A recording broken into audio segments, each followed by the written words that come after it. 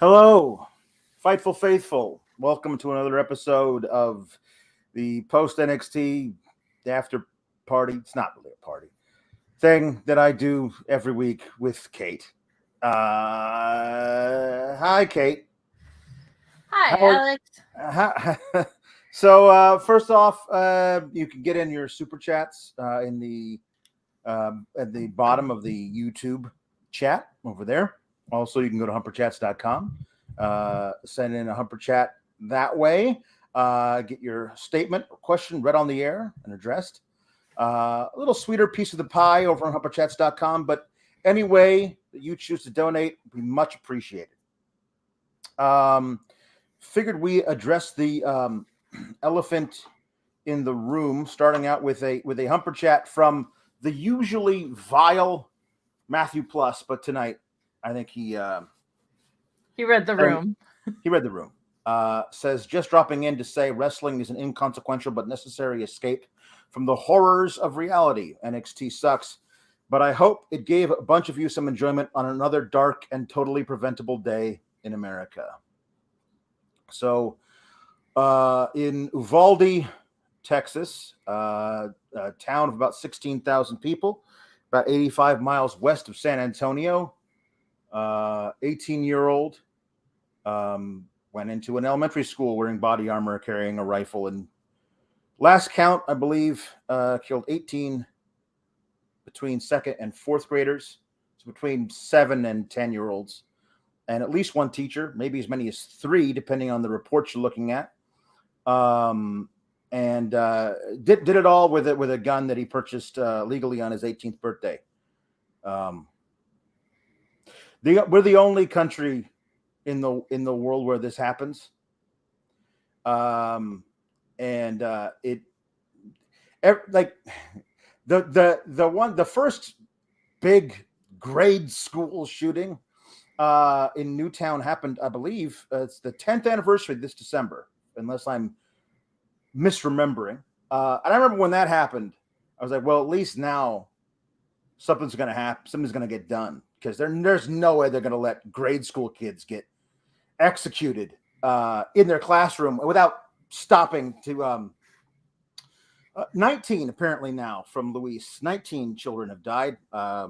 And I think we made a decision as this country, once we were okay with little children, like kindergartners, getting killed in their school, that nothing was ever going to change. I'm always hopeful that there's some kind of change on the horizon. My little girl is starting kindergarten in the fall, and I mean, you say, well, it's this is violence that happens in certain areas, and like 16,000 people is a pretty small town. The town I just moved to is 10,000 people, but there's no reason to think it couldn't happen here. There was one, I think, in Michigan earlier this school year that happened in a town of like 9,000 people. So it's it can happen anywhere, except it can only happen in this country, and it just it needs to stop. I don't know what any of us can do except for try and elect the right people, but God knows if that actually is going to work. It's a dark day. All of I know my thoughts, and I know yours as well, Kate, go out to the families, friends of the victims, and to any parent with a kid in school right now. Because now and teachers, my God, and to teachers and the teachers there, you're hideously underpaid, but at least your life is at risk on a regular basis. And not to, echoing the same thoughts as you, and just also that the Buffalo shooting was like 10 days ago, I think.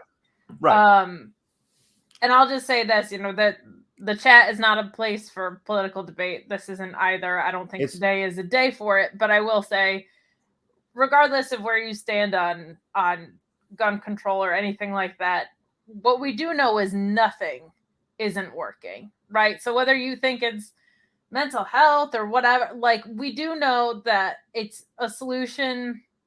The only thing that I've ever seen that makes complete sense about it is that it's a huge problem, and it's not all under one umbrella, right? Like gang on gang violence is not the same as school shootings, is not the same as hunting accidents, is not the same as, so it's wildly complex, and there's people that are way smarter about it than I am, and I think those people need to be heard more than they're being heard, because I think this isn't something that can keep happening, and it's also not something that's gonna get solved overnight, but it's something that needs to start. It needs to start. A solution needs to start. So we couldn't not address it, but I, of all the wrestling programs, I feel like NXT is the hardest for me to escape in on a regular basis, never mind today. Yeah. But very thankful that I have this place to go and hang out and talk to you guys, and that I get to co-host with you and be here right now. Right. Despite NXT, you know what? If there's anything consistent in this world, it's NXT being not very good. So yeah, we have that. Luis reminds us that early voting in Texas is currently going on. So if possible, get to your ballot box, your polling station, and vote for people who might want to do something about this. Anyway, our friend of the show, personal friend, Joe Holbert in the chat, saying, "Love you guys. Very proud of you both." I love you, Joe. I love Joe. Joe is literally one of my favorite people in this entire business and in the world. So he's just the best, and has one of the best wrestling minds ever. Yeah. Ever. Yeah. But we love you, and we're proud of you, by the way. Mark Losper says, prayer isn't my thing, but as a person in the country, Australia, that largely stops stuff like this in a shockingly short time, I pray that one day you guys do the same. If you're affected by this, please reach out. We all need to support each other. Yeah, that's true. We all should support each other, especially we've cultivated, I think, a pretty good community. We definitely rule. So it's you're among friends if you're here watching this, and if you're having anything, there are more and more survivors of mass shootings every year, every day, honestly, and this can be pretty traumatic for some of them. So if you're feeling like you might be in need of somebody to talk to, I know there's people in this chat who will absolutely be there for you. So, and it's not my thing to say, but there is someone at Fightful who's a mass shooting survivor. So just keep that in mind, that you never know who's affected. Mark Quill sends in a Humper chat. Thank you, Mark, saying not much to say about this NXT, but I just want you to know I appreciate you both, as well as the Sour Graps community. I'm glad to be your friend, and I thank you for all the fun and kindness you've shown to me. Much love, Alex, Kate, and the SGS. We love you, Mark. Mark's one of the best, for sure. Nerd Guru says, "Hey, KLX did not watch tonight's show, and we'll catch this review later, but wanted to chime in now, saying it's a hard day, and it's hard to think wrestling matters, but you two are the best and make us smile. Bless." Hashtag SGS. Thank you, Nerd Guru. Thank you. Yeah. JW Pringle says, on a tragically awful day, I say, please love one another. Paul Elizabeth, thanks for being a great dad to Kate, and by proxy, the rest of us. Please give us a big hug tonight, SGS family. Please continue to always be the best. Yeah. Okay. Well, I guess let's talk about some really bad developmental wrestling. Do we have to? I guess we do. I mean, nominally, yes. We kind of do. So I don't know. We're motoring on till NXT in your house. It's not a takeover, but it is on the cock. This is not one of those weekly shows on the Tuesday USA Network. You got to go to the cock to get this one. You do got to go to the cock. You got to go to the cock. The cock is in your house. That's all I got to say. So and we're back. And we're back, everybody. Let's try to laugh if we can in some way. So yeah, Alex, this one is on. Is it too early? I don't even know if this is it too early? Is it too early? Because if some men might arrive too early, you know what I mean? It's possible. We're talking about the cock. Yeah. No, it's true. I guess I don't even know. Is that even one that we're talking? Is that even one of them today? I don't even know. It is. Is it? Great. Well, I just want to know, like, if you want the cock in your house, your penis is soft. Let me help. Not like that. BlueChew.com. Code Fightful. Blue Chew brings you the first chewable with the same active ingredients as Viagra and Cialis, but it's ready when you are, or when you're not.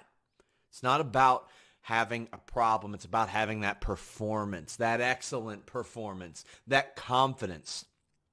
Fill out their online questionnaire. You'll work with an online physician. You won't have to wait in line at the pharmacy or the doctor's office. It's shipped discreetly and directly to you, and you get that first shipment free when you use that code FIGHTFUL at checkout. You want to be confident, don't you? You want that pay-per-view, that main event performance.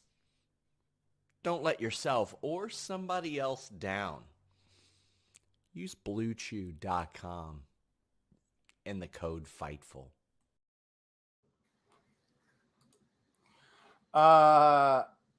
Yes. The answer to that question is, if you want the cock in your house, get Blue Chew, code Fightful. There it is.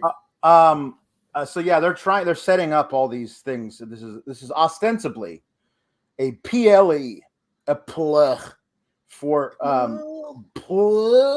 premium live event, Alex. It's a premium live event. So you used to be able to say PPV, pay-per-view, but now it's not that. It's a premium live event. And so when you write out the acronym, it looks like it's which is more accurate on several levels. Yes. It is not something that you pay per view for anymore. No. And it kind of just feels like that's so the pool is coming up for NXT on June 4th. We'll be doing a post show for that. You know, come in, hang out, and talk about whatever the hell that's going to be. But they're deciding to throw together some matches for that now. So yeah, I guess we'll talk more about those things that they're doing. But this is, I guess, a special time for them. You know, moving toward that, and also touring, which is where they'll be able to go back and do all the small arenas around Florida and figure out how to work the kinks out before they put stuff on television, which would really be, would come in handy for some of these matches. Here's my biggest thing, though. They can travel all they want. The worst thing that they do, in my opinion, is these backstages. So that's not going to change. No. And the thing of it is a lot of them are pre-tapes, which means this is the good take. That's really sad. And those are not like 10-minute in and out pre-takes. Like, it's not like they're like, you got 3 takes to get it right. Like, they spend time on those. We know that. So yeah. It's just not very good. We're questioning, do we have to talk about NXT? And JB Hinkle says you never have to. No, but like, it's contractually obligated, I believe, is the way. Yeah, like, this is the NXT post show, so we should mention NXT a little bit. Orion Ben 666 is, at this time NXT is a welcome distraction from the idiocy of reality. Thanks, Team Kalex, for all you do to help put smiles on our faces and groans overall. Yeah. So we got our first match of the night with Idris Enofe and Malik Blade versus the Goombas, which is Stacks and Two Dimes. And Tony D cuts a promo beforehand, talking about, my boys are gonna go out there and take in, get one of these, gonna beat them up. But you, Santos and the Legatos, you're gonna get it. And then we see, after they walk away, which I actually thought was kind of artistic, we see in the background Santos walk dramatically into frame and then turn 90 degrees toward the camera, and the camera pushes in. I'm like, are you doing a film school there at Full Sail? That was nice. That looked very good. Best part of the whole show was that right there. but we get Two Dimes and Stacks versus Idris and Malik. Now, Idris Enofe is really talented, very athletic, very charismatic. He's got a little bit to work on his persona while speaking in front of the camera. He gets a little bit ahead of himself. He needs to calm it down, figure out what he's doing. But in the ring, he's very charismatic, very athletic. He reminds me of Kenneth Crawford. Do you know who Kenneth Crawford is? I do not. Kenneth Crawford was the name, I think the real name of Montez Ford. That was what before he was Montez Ford, when he was a jobber wrestling singles matches in black and gold, he was Kenneth Crawford. I watched him going, this dude is really athletic, like way more athletic than the guys who were featured. Like put him in the ring with this was when Ricochet was the top star there. It's like, put him in the ring with Ricochet. Let me see if he can go. Like he's really, I never saw him win a match as Kenneth Crawford, but I was this guy can bring the swag like nobody can. I wonder if he wants the smoke. I honestly asked myself that question. That guy looks like he's in dire need of some smoke. Not of some smoke. No. Of the smoke. The smoke. He wants it. So I said to myself, Kenneth Crawford, this guy is somebody to look out for. His Elliot Faye reminds me of Kenneth Crawford, Montez Ford. Malik Blade reminds me of Kenneth Johnson. Now, Kenneth Johnson, different Kenneth, was the very worst guy in the Cruiserweight Classic. And not his fault. Just he wasn't up to snuff. The worst guy in the Cruiserweight Classic is still not that bad of a wrestler, probably. I mean, though, do you know how, if you're a good player in, Division III, small college basketball, if you went and played against, Duke or North Carolina, you'd get slaughtered, but you could be really good. North Carolina. You could be really good against other small colleges, but just you're not anywhere. He tried, bless him, but it just wasn't. He wasn't on the level. He wasn't on the level of his first round opponent, Akira Tozawa. You could tell that he knew what he wanted to do, but his body just couldn't do it. He tried. And no casting, no aspersion, he just wasn't at the level of the other guys in that tournament. Malik Blade tries to jump off the top rope and nearly face plants. He can't get fully up for an enziguri or a drop kick or whatever the hell that was supposed to be. He's not in position for other things. You can tell he's really trying. But this just might not be for him yet. That's the only thing that I have to say about that. Which is acceptable and developmental. Right, it is. I think, though, Idris Enofe is for lack of a better term, he's the Shawn Michaels of this version. He'll be moving on. Hold on.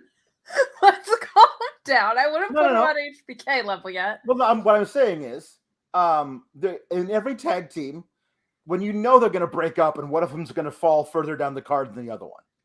So within the Rockers, everyone knew Shawn Michaels was the one who was going to be rocking to the top. So Marty Jannetty was a perfectly cromulent wrestler. You could take nothing away from Marty Jannetty. But he was not Shawn Michaels. At least did not have that star power and charisma. There you go. Alex, did you see the gift that has been handed to us in the super chat where people are just trying to take over the show with Double or Nothing? I love it.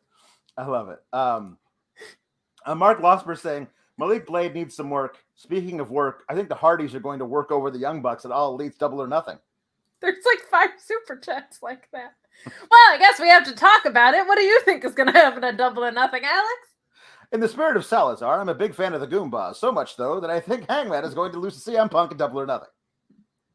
Tom LaValle says, if you haven't watched Daddy Magic and Cool Hand Ange's pre-match promo from Dark today, check it out. I know it's on Twitter. Love them so much. You're not really addressing any of these super chats. I think it's important that we do.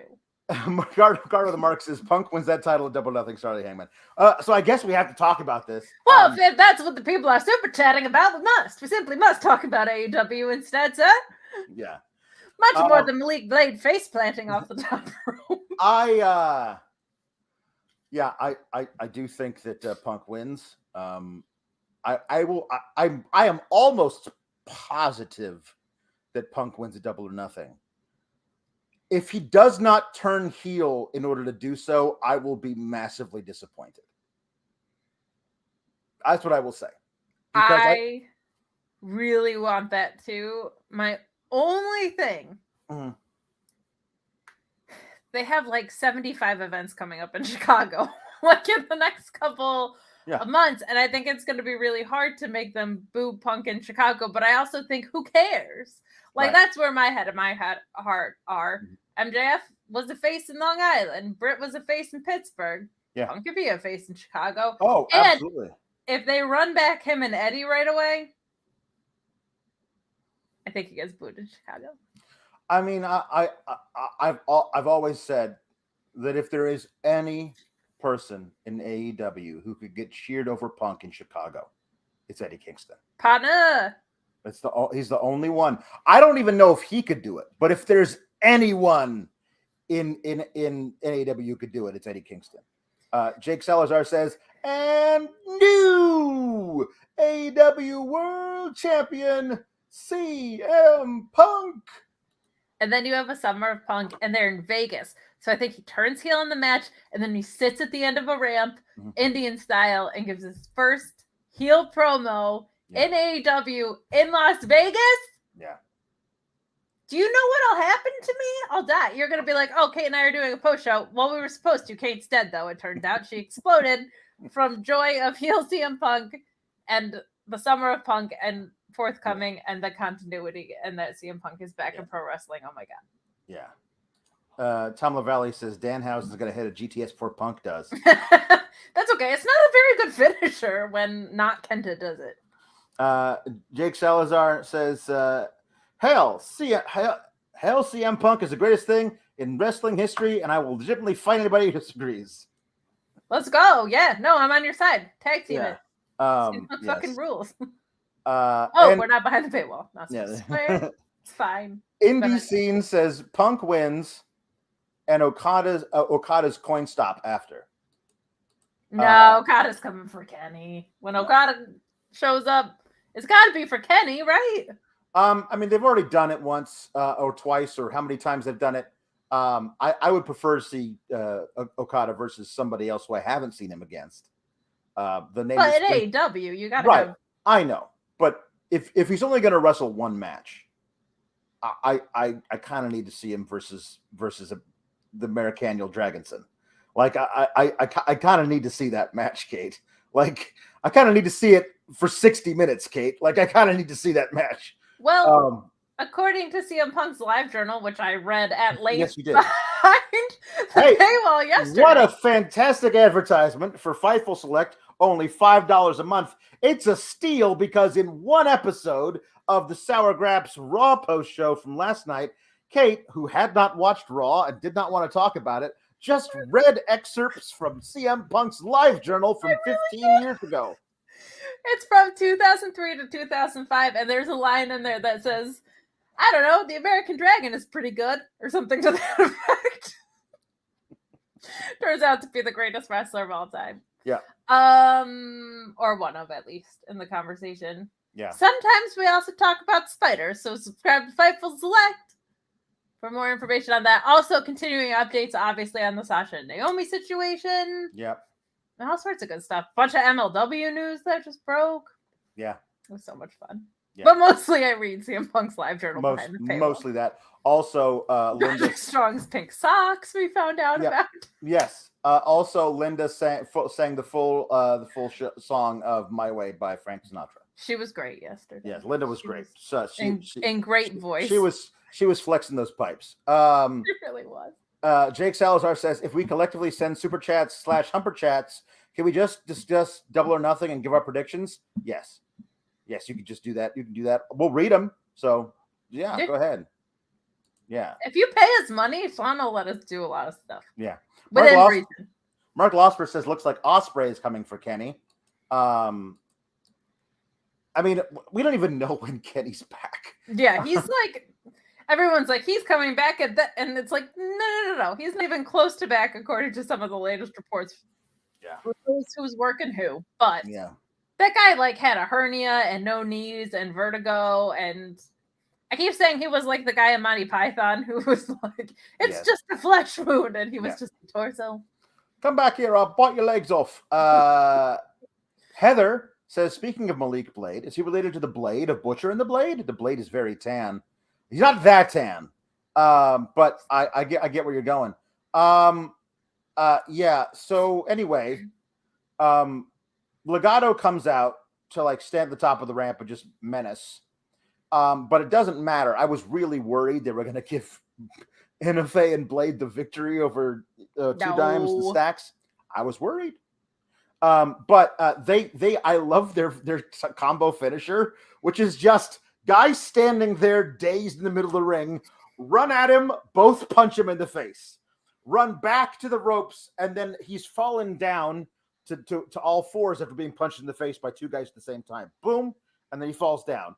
And then they run over and they just do like a wonderful like Robert De Niro kick, like just come out and kind of like put the flat of their foot right in his face from like 3 feet away. It has no martial arts training whatsoever is needed for that kick. That's why I love it so much. And then they pin Malik Blade. Great.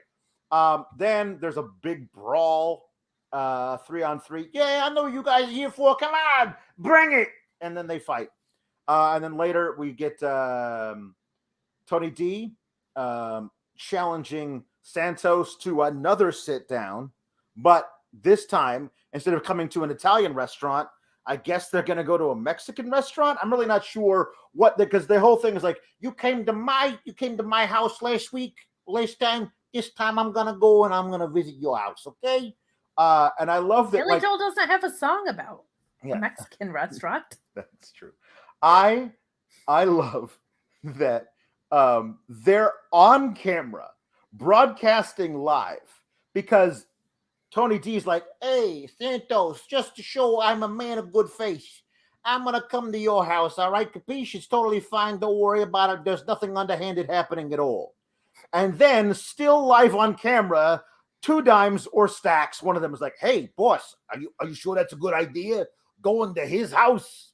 Like, don't worry about it. I got a little surprise for Santos up my sleeve. And there's no way he could know about it because nobody is videotaping this conversation right now. Like, you just challenged him in this exact same promo, and there was no cut in the action. And then you told him, don't worry. Also, I'm totally going to underhand you. Like, oh my God, it's great. It's great.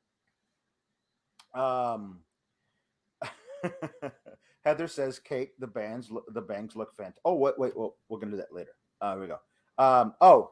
Jake Salazar says, if CM Punk cuts a pipe bomb promo on AEW, it'll make anything MJF has said feel like a corny Miz promo. No, MJF said some good ones, but it'll be fantastic. I think if this thing between him and Tony Khan goes any further, and he gets a live mic when he's extra pissed, he might cut a promo that might be very, very, very telling. So we'll see what MJF does. But so we got Lee,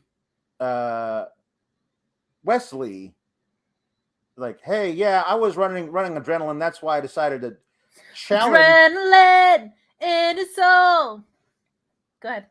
You can't say adrenaline and not do it. That's true. I was running on adrenaline last week. Adrenaline in my soul. And that's why I picked a fight with Sanga, the biggest dude in all of the company. Picked a fight with Sanga for what reason? Who knows? But upon thinking about it afterwards, later, cooler heads did not prevail, and that's fine because I have little man syndrome. Like, hey, Mackenzie, you and I, we go way back. We're friends. But you just wouldn't understand. He called me little. Like, he does feel like Marty McFly to me. Nobody calls me little. And then you pick a fight with somebody. Well, the last Marty McFly thing didn't turn out so great. So yeah. No, it did not. So he has his fight with Sanga. And Sanga throws him all over the ring, and he fights back valiantly, but his ribs are taped. Like, I say ribs. Like, his entire torso was taped. Like, from waist to nipples. And he was a mummy. Yeah, and he he was 1/5 mummy. He was. It was 20% mummy. 20% mummy. And so Sanga throws him all over the ring. I still don't understand what the deal with Sanga is and why he's wearing Braun Strowman's hand-me-downs, but okay. And Sanga's ended up winning because whatever Wes Lee couldn't, like, this is the whole thing. Like Wes Lee said, I have to prove it to myself and to everybody that I can beat guys like Sanga. But then he lost to Sanga, and I'm wondering now what is the story if he's not able to actually prove it to anybody? I guess because it's a Vince promotion now. There's little guys aren't allowed to beat big guys. That's not a thing that we're allowed to do. So, well, don't you think this is going to be our feud for In Your House? No, no, it's not. Because he lost. He got choke slammed through the ring. And then Sanga was leaving, and Zion Quinn showed up, and kind of like, hey, waved at Sanga, but then got in the ring to intimidate Wes Lee. And then Sanga got back in the ring and shoved Zion Quinn out of the way and became Wes Lee's protector. So he turned face to team up with Wes Lee against Zion Quinn. So now Wes Lee is a babyface with a bodyguard going up against Zion Quinn. It's all kind of confusing. I saw somebody who says Wes Lee's going to be NXT champ by the end of the year, and I'm like, based on what booking? This? I think he'll be North American champ, but I completely forgot that happened to the show, but my notes say saddling him with Sanga is a choice. So that falls in line. I don't know. I think WWE is really big into this, like, you fight one guy from a tag team and another guy from a tag team thing. So I think he might fight Sanga and then fight Wes Lee. Yeah. Woohoo. I think Wes Lee's tremendous. If it were up to me, he'd be on the main roster and he and Ricochet would be working together. Ricochet is going to lose the IC title to Gunther, and as soon as he does, I don't think you should get a rematch. Move him on and make a tag team with him and Wes Lee. Have him go after the Usos. Those would be really hella fun matches. But they're not going to do that. So, Mark Losper says, Wes Lee is a great act. It's a shame that the best Lee is Keith Lee, who will be beeling people into next year at All Elite Wrestling's Double or Nothing. Well, I guess we have to talk about that match if they brought it up, Alex. I think the very best thing they could possibly do is to put the titles on Keith Lee and Swerve. No. Those guys need belts. No. Yes. No. Proud and Powerful need the titles. Oh, but they're nowhere near the titles. But they need to be. We gotta get through this feud, and it's got to be Proud and Powerful. No. Like the Lucha Jurassic Jungle Express has long outlived their title reign. They don't need them anymore. I mean, they're not. And Swerve don't need them. Oh well, listen. Those guys need to be in absolute prominent positions on the card all the time. They're great together. I think you can put the titles on them for a while, and eventually those titles get to Starks and Hobbs, and that's where you get Proud and Powerful. I have no interest in babyface Proud and Powerful versus babyface Jungle Express. I don't no interest in that at all. I don't want to see Luchasaurus throwing really, really slow back roundhouse kicks at Ortiz. Eventually, Santana Ortiz should have been done like 8 months ago. Well, it should have been done then. I agree with you. And at this point, they're not in the right position for them. They will be, and they will, I think, have a very long title reign. I think that what they're doing with Eddie Kingston is way more prominent than anything they'd be doing as tag champs anyway. Like, I will throw my computer out the window if Proud and Powerful doesn't get either trios titles with Eddie and the reformed LAX, or tag titles by the end of the year. I'm not going to do that. That's a waste of a perfectly good computer. But the point is, I would be angry enough to. I could absolutely see them winning the titles at, let's say, what's it called? Grand Slam. Oh, and hell Arthur yeah, Ashe. let's do that. Like that feels like a long enough time between now and then for whatever next reign is to be able to fizzle out, and then you put the titles on them in New York. That's the best way to do it. And most importantly, yeah, I will be there. True.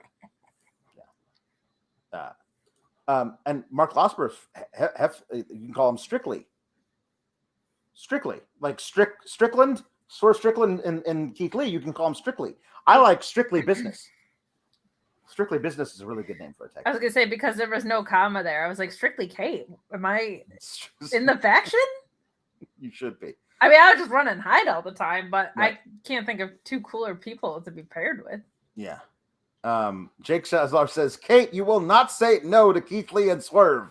Okay, it's not that I don't like them, but I'm like, how long are we going to keep the titles off of Proud and Powerful? Like, they should have had them. They should have had them a long time ago.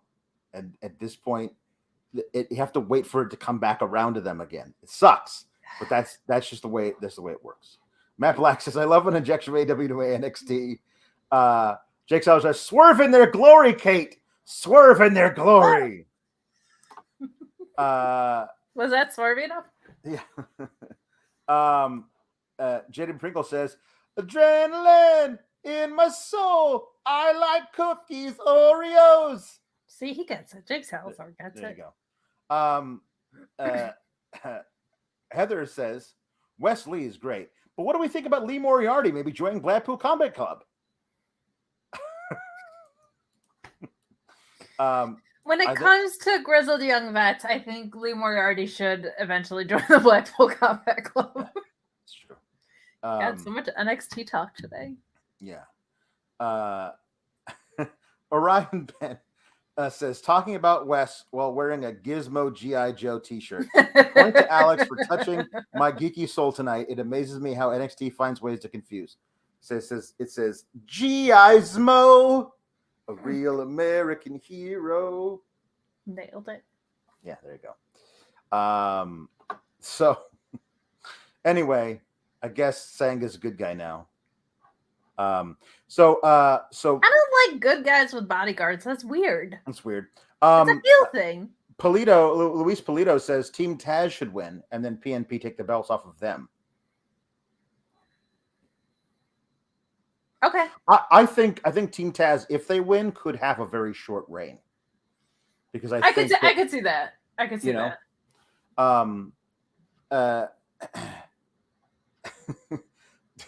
Jake Salazar says, to use Eddie's 2 words, proud and powerful D's nuts. My man. Redeem these nuts. Diamond Mine in the mud. You hate to see it. So this is the first surprise injury, kayfabe or otherwise, that happened on the show tonight. Like was addressed on the show tonight. Damon Kemp is on the phone, badly acting as though he is talking to somebody on the other end of the phone. What? Yes. No, I will tell them. Yes, thank you for the information. Okay. All right. Well, goodbye now. Hangs up the phone. And then in comes the Creed Bros. Like, what's going on? Roddy Strong is hurt. He rolled his ankle. I don't know. We were rolling around on the floor, and then he rolled his ankle. And I was like, we're rolling around on the floor. Oh, you were training. Okay, fine. So he can't wrestle. He can't team with me against Yes Boy tonight. And then the Creeds are like, the Creeds and Ivy Nile is there. They firmly affirm that Diamond Mine are baby faces, and they just want to get in the ring and fight and show everybody that they're the best. And Damon Kemp seems to be like, yeah, I agree with you guys. I'm just here to try and learn. I'm not really sure. So it does. I mean, I'm not reporting anything. Please, I never have any information. Roddy Strong, like, just not being in the advertised match tonight, and him also like wanting out, requesting his release 74 times. It does feel like this might be the prelude to something of him just like leaving, especially when Damon Kemp, who was like, yes, I am the evil new recruit, Roddy Strong's new protege. I am here to replace you in Diamond Mine, Creed Brothers. Oh, but now, a week later, he's like, no, whatever you say, guys, I'm ready to join you. Okay, so that does feel like they're like, oh, no. As long as we get rid of Roddy, everything's a babyface now. Yeah. Tom LaValle says Roddy obviously needs his pink socks, I guess. He forgot his pink socks. You can't wrestle without them, according to CM Punk from 2003 to 2005, somewhere in that range. Roderick Strong wrestled with pink socks on. Yeah. Here's the thing about Diamond Mine. Obviously, Bivens stay an account here, but like, didn't he form Diamond Mine because he was the one that hired all these people? Well, it was him and Roddy Strong, like, together decided to recruit the very best. Like, right. So now Bivens is gone and Roddy is not there, but they're like, we're Diamond Mine still. Yeah. Yep. Exactly. It's true. Mark Losper says Diamond Mine has lost some steam. That reminds me, Thunder Rosa will be saying this title is still mine, a double or nothing. This one was bad. Her Deeb is gonna rule so hard. Thunder Rosa rules. Thunder Rosa. My sister got me a cameo of hers for my birthday, and she said the kindest things. And then we exchanged messages on Instagram because she rules, and she's continually one of the nicest, most inspiring people in the whole wide world. So that is my champion, and she's gonna kick Serena Deeb's ass this weekend. She is. So we got a Yes Boy promo about how Yes Boy they're gonna beat the Creeds. They say at In Your House. Here's the thing. I'm like, probably. Yeah. I mean, probably. Yes, you're right. Because every time they're supposed to win the titles, they just nah. Yep. Yeah. Barf. Oh no. Alpha Bill says I was walking back with my apple pie only for it to slide off my plate. So that happens. Oh no. Ugh. Floor pie. Not floor pie. Floor pie's the worst. Yeah. Derek Gordon says, I actually think Stocks and Hobbs should win. You can't go babyface Lucha Bros, babyface Wrestling Express, babyface LAX. A heel team needs to win. Perhaps. I just think AEW belt first. I just think you just love Swerve and Keith Lee. You want to marry them. You want to unapologetically, yes. I think trip Keith Lee to Love City with them are two of the very greatest pro wrestlers in the world. You're not wrong. And I want to see them both. I want to see them carrying all of the gold at once for a minimum of 6 weeks. That's what I want. I am very selfish. I want them to be having.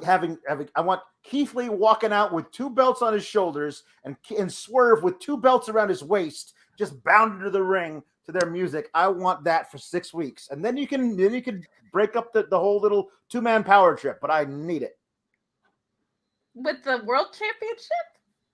You think CM Punk is going to win, turn around, and lose to Keith Lee? No. I'm saying at some point in their AEW reign, in their AEW run, both of them together in AEW, I want them to be friends forever, even if they're not tagging.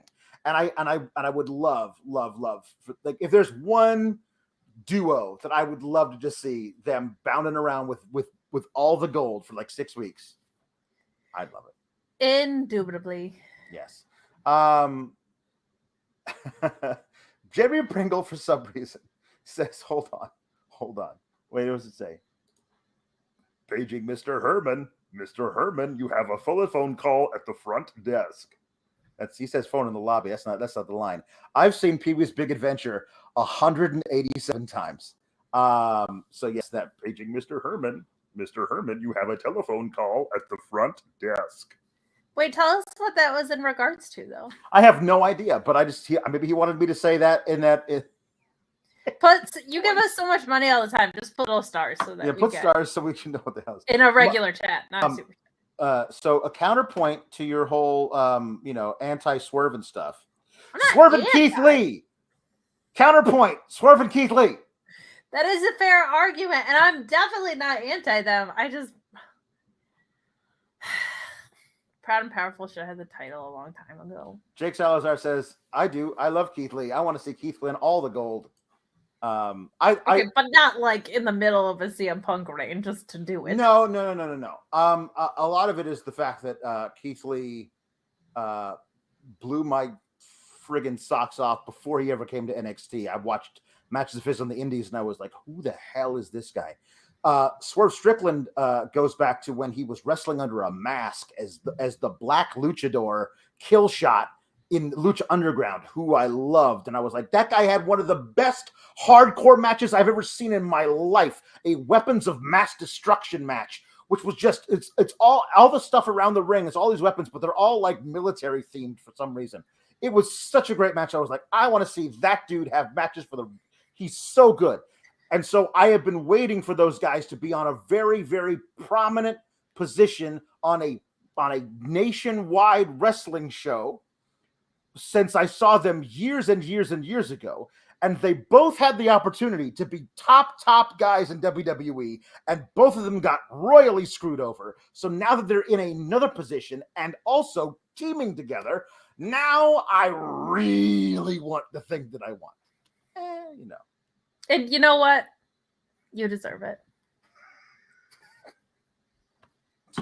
I do deserve it. You do. We sit here and we a little bit talk about NXT week after week. You deserve to have nice things too. Thank you. You have to watch Raw on purpose every Monday. Yesterday I was on a review show for an episode of a show that I didn't watch. Yeah. Do you know how bad that is that you let me cut that corner? I'll cut that corner for the rest of my life. Mm-hmm. Marco Osmer says NXT's tag division needs to improve. This is very unlike Keith Lee and Swerve Strickland, who will be winning the tag titles at Double or Nothing. You know what? We're doing a lot of Double or Nothing talk, but I do have to say, the following Double or Nothing, Alex and I will be on Fightful Select doing the post show. I know we mentioned it earlier, but it felt right. You know who subscribed to Fightful Select because of us?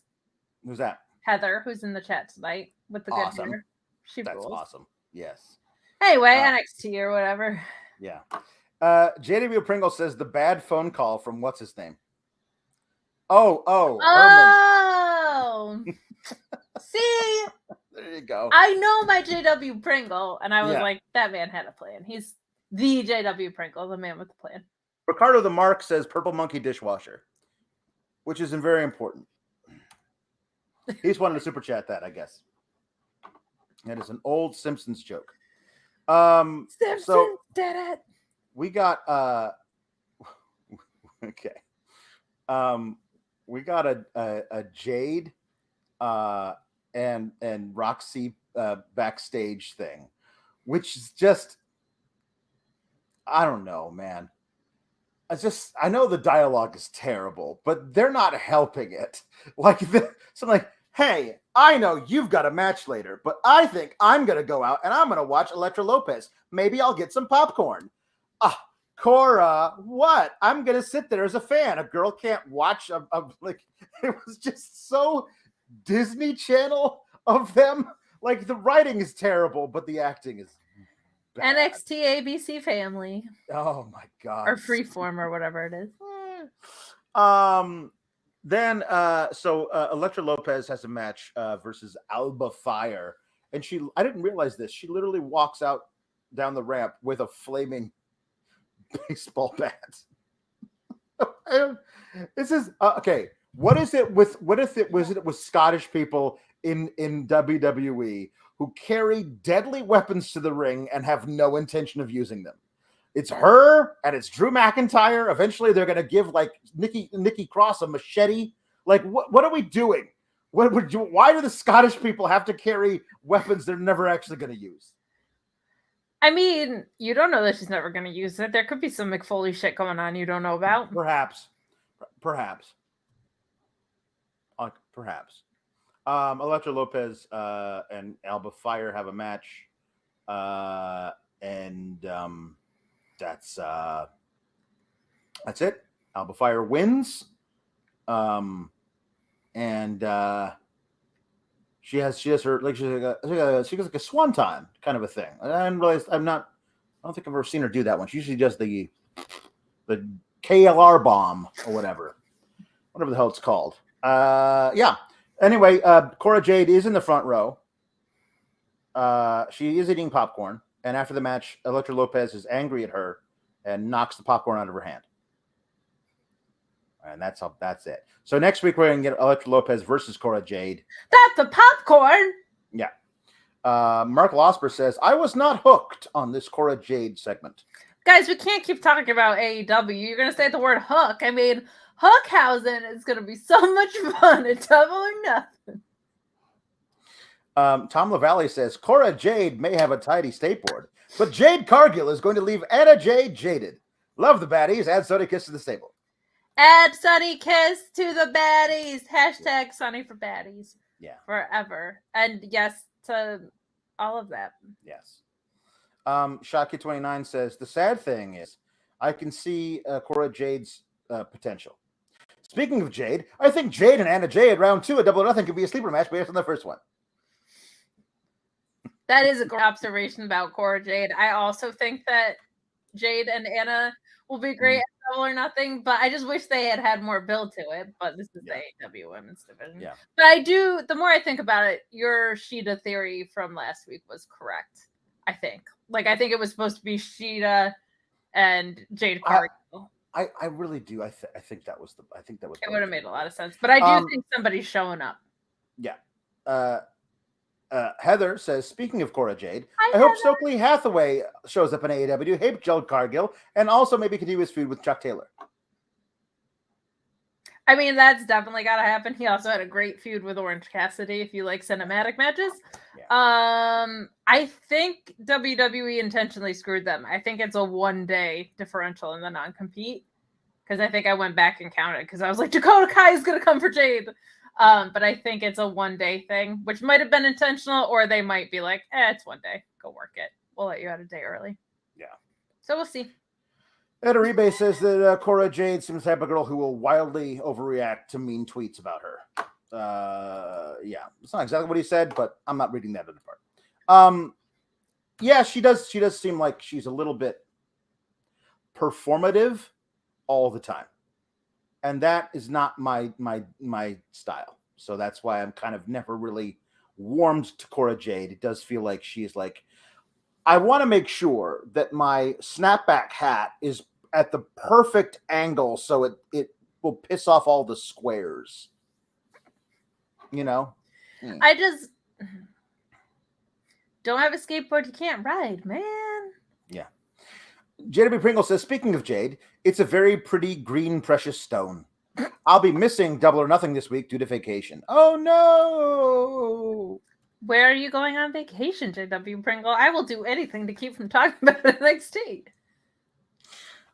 So here's our other crazy mystery injury. They're interviewing Fallon Henley, and she's there with the Redneck Boys. With Double Vest in the Beach. And they say, Fallon Henley, how does it feel to know that due to injury, Nikita Lyons has to pull out of the tournament and you get a bye into the finals? And I was like, hold on, wait, what? Because that was certainly the plan, was Nikita Lyons in the finals. 100% that was the plan. Nikita versus Roxy, 100%. Yeah, yep. That was their big thing. That's their big draw. Like the underdog plucky babyface versus the fan favorite who's like, you know, a thirst trap waiting to happen. They love and good though. She's very, very, very good, but they don't market her as being very good. No, they could market her as being, look at how incredible she is in the ring. She's look at the way she's built, and also the strikes, the kicks, the athleticism. They don't do that. They say, come here, look at that ass. That's what they say. And that's fine. They're allowed to do that, but whatever. But I think that was they thought that was going to give them a draw. Now, they say she's hurt. She has to pull the tournament. And she says, it's fine. It doesn't matter. It's okay. I really wish I could have done the thing. And then I don't know why they decided Double Vest is going to give us vital information. But Double Vest reports to us in this interview. He says, yeah, Nikita got hurt during training. It was a freak accident. Could have happened to anybody, but that doesn't matter. We're ready to face anybody. And I was like, okay, this all feels very last minute. I don't know if she wasn't cleared like right before the show or whatever, but it just feels very odd they wouldn't have like reported this via social media or something if it had happened, I don't know, last Friday or something. Like they would have given us enough time to figure out what the heck this was, but they didn't. And then Tiffany Stratton shows up and says, you don't even deserve to be in this tournament, and you're going to get into the finals by not even wrestling a match. And Fallon Henley's like, that's fine. I'll wrestle you. It's actually a fair point by Tiffany Stratton. Yeah. And says, I'll wrestle you. And I was like, oh, Tiffany Stratton is winning this match. Because it was fine to do babyface versus babyface when it was plucky underdog who's winning the tournament versus fan favorite thirst trap who's going to get a lot of eyeballs on the match. Right. But if it's babyface versus babyface where it was plucky underdog who's winning the tournament versus horse girl, that was not in their plans. That was not like, I mean, I think I like Fallon Henley. This gimmick ain't it. And I don't think that they planned on her being in the finals. Like that was not a thing they wanted to do. So it's probably better to have Roxy fight from underneath against an impressively athletic heel and win the tournament that way than do a babyface versus babyface match. And so I thought to myself, Tiffany Stratton is winning this match, and go figure, Tiffany Stratton won the match.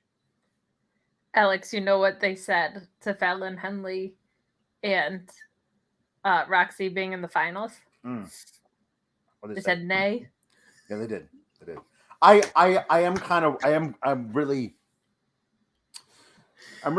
really upset we don't get that scene. For showing the contract to her horse? Yes, where her horse will get to peruse the contract. Like her horse will like somehow will like pick up bifocals with his hoof and put them right at the end of his nose so he can read the fine print of the contract. It's just with his hoof like... I need Horse Lawyer. I want that show on USA. You can't tell me you cannot tell me Horse Lawyer is any crazier of a show than The Courtship. I'm sorry. Horse Lawyer absolutely could be on TV. I don't think Horse Lawyer is a crazier show than NXT, to be honest. But we're not going to get the video of her showing the contract to her horse. It's sad. We don't know that. Some shenanigans could happen. What? I'm sorry. What if her horse was Warhorse? It wasn't, though. We already saw a film of her riding the horse. Oh my God, someone in the chat just said it at the same time. I see you, A-Shock. You and me.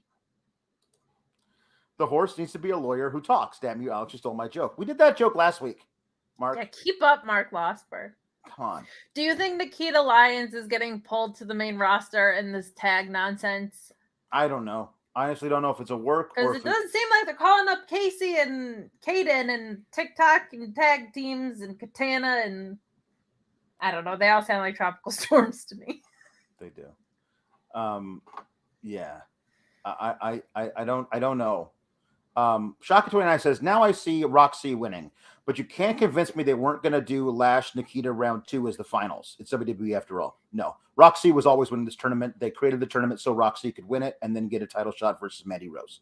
You'll never convince me otherwise. There's no reason to do it otherwise. You can just do Lash versus Nikita again anyway, and they probably will. But they needed a reason for this brand new newcomer who's less than 20 years old to get a title match versus Mandy Rose. And I think the very best possible way to create a brand new star in NXT Women's Division and to get Mandy Rose the hell up out of NXT and back to the main roster, bringing Gigi and JJ with her, is to have Roxy win the title from Mandy Rose. I think it's a perfect thing to do. I think the fact that she and Mandy already faced each other is a good sign that Roxy is probably winning this. Because I honestly could have seen them having Nikita win this. But I think because there was already a story sewn between them, that's a pretty good sign. There is a certain, one might say, magic with Roxy, and I think it's because of the way she starts her days with a protein-packed breakfast in cereal form. Oh, yeah, I suppose I could see that. Have you heard about that? I bet Sean Ross Sapp could tell you all about it. It's possible. Good news, Magic Spoon fans. You know, one of those flavors you loved growing up? Honey Nut. It's there. MagicSpoon.com. They have it. It's delicious. I ate it this morning. It's wonderful. If you're trying to eat better, but healthy breakfast is kind of boring to you, Magic Spoon has you covered. It's got those amazing flavors like Honey Nut, but without all the bad stuff. It's great as a snack throughout the day as well. 0 grams of sugar, 14 grams of protein, only 4 net grams of carbs in each serving, and only 140 calories per serving. Keto-friendly, gluten-free, grain-free, soy-free, low-carb, and you can build your own box. Available flavors include cocoa, fruity, frosted peanut butter, cookies and cream, maple waffle, blueberry, cinnamon, and Honey Nut. It's going to be added permanently? Honey Nut is added permanently? What are you waiting on? MagicSpoon.com/Fightful. Grab a custom bundle. Use our promo code FIGHTFUL to save $5 on your order. And how about this? They're so confident that you're going to like it, they've got a money-back guarantee. So if you hit them up and say, I don't like delicious cereal, they'll say, all right, here's your money back. MagicSpoon.com/Fightful. Maybe we can get a video of her apologizing to the horse for losing. Like her, like going back home, like, I lost. And the horse being like, it's okay. Listen, the only way you truly lose is if you don't try. You tried your best. See, I want to not know that the horse can talk until, like, I feel like in that situation, the horse should just look at her and be like, and then later we find out that the horse could talk. Alpha Bill says they can't saddle us with this main event. Double horse pun. Mark Quill says the double vest is clearly trying to audition for Fightful Select. He's got the NXT Scoops.0. Yep. It's true. Mark Losper says WWE drone. F the Young Bucks. Pointless flips are terrible. Also, WWE drone. How cool is Tiffany Stratton? She doesn't do as many flips as I thought she would as a former gymnast. But she does do one of the most pointless moves in wrestling, which is the multiple backflips into a back elbow in the corner.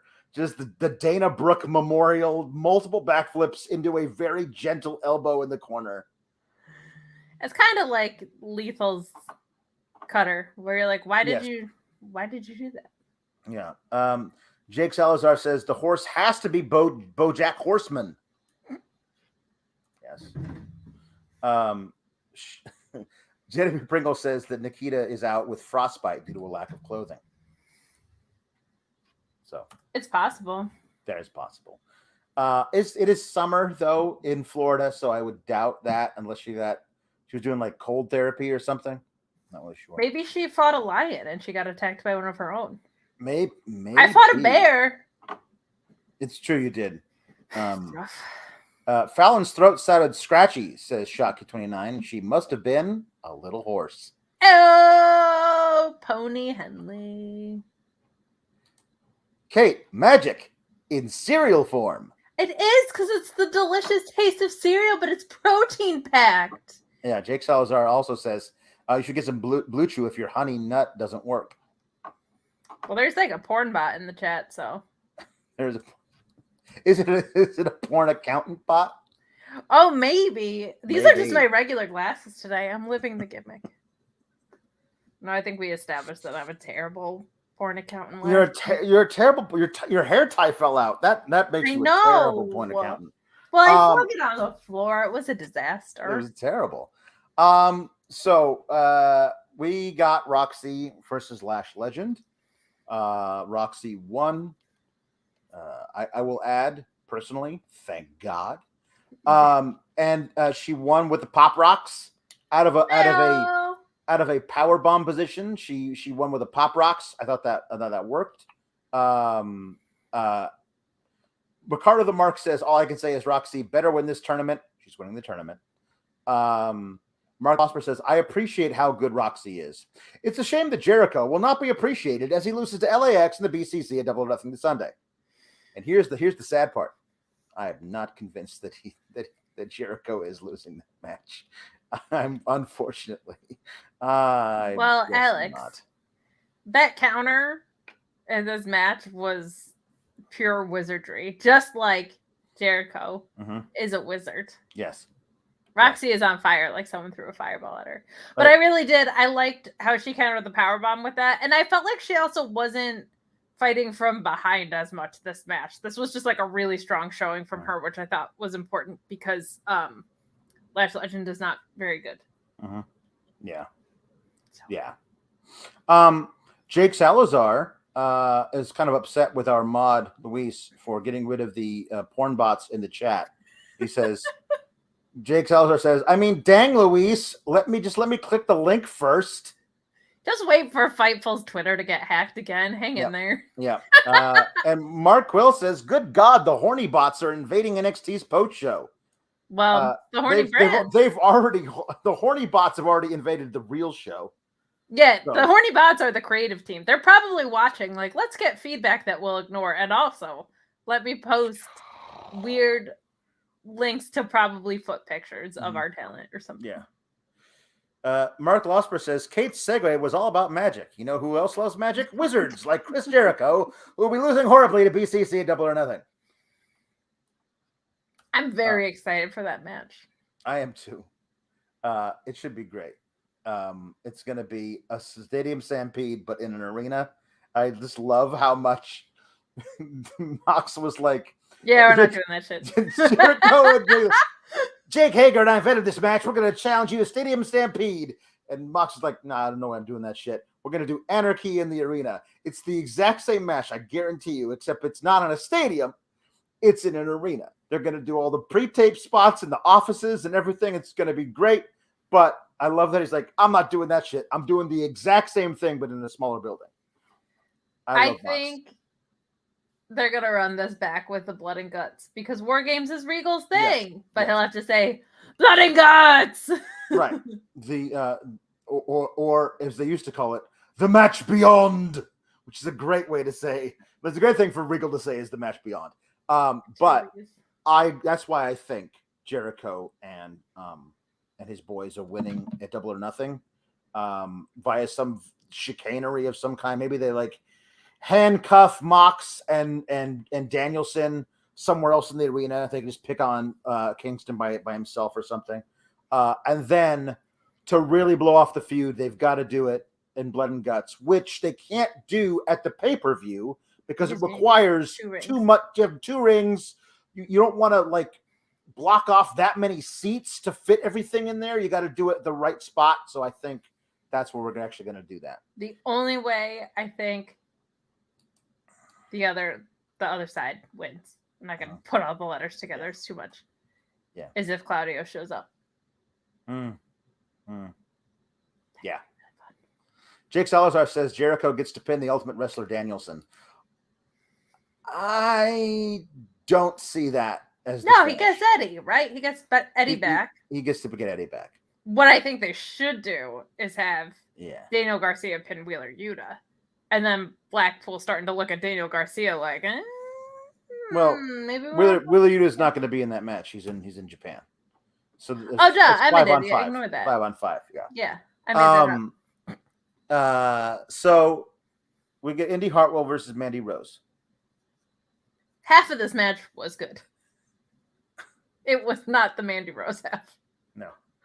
I'm glad to see Indi getting some singles shine. She looked good in this, I thought. Walking toward the ring, they get jumped by Casey and Caden. Excuse me, Katana and Caden. She drinks whiskey now. Yeah. That is her personality. Yeah. Respect the name change. Yeah. Mark Losper responding to Jay pinning Danielson, counterpoint, no. And I'm more likely to agree with Mark Losberg.